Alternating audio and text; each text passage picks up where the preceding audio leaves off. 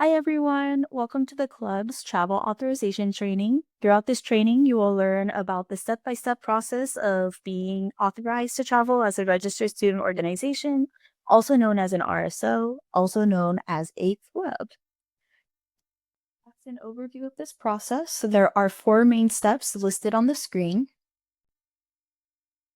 Before starting this process, you will need to select one of the traveling members of the club to be the travel leader. The travel leader is responsible for submitting the request for authorization to travel as RSO form, which initiates the authorization process. This form can be found on our website or by emailing clubs@humboldt.edu. Every trip will need a new request for authorization to travel as RSO form to be submitted, but the travel leader can change on a trip-by-trip basis. Once the travel authorization process is initiated, every traveling member of the club will need to submit a RSO traveler information form. If they plan on driving at all, they will need to indicate that in this form to be background checked.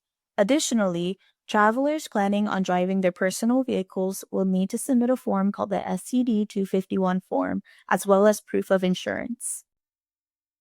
A volunteer ID form is submitted by the club's office based on who identified themselves as drivers in the RSO Traveler Information Form.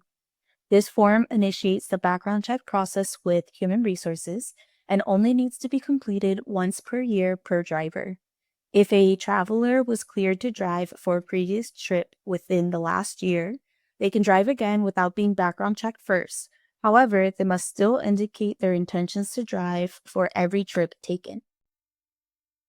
When all parts of the first three steps are completed, all authorized traveling members for the specified trip will get a confirmation email indicating that they are cleared for travel. Here are some things to remember while going through the travel authorization process. This process must be initiated at least 3 weeks prior to the travel start date. This allows for sufficient processing time of all forms. Please keep in mind that this process relies on consistent and open communication from both clubs and staff members. Help us help you.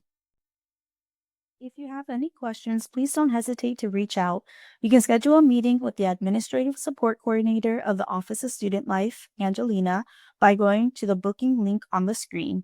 Feel free to visit our website, call, email, or come by the club's office located on the second floor of the Student Activity Center.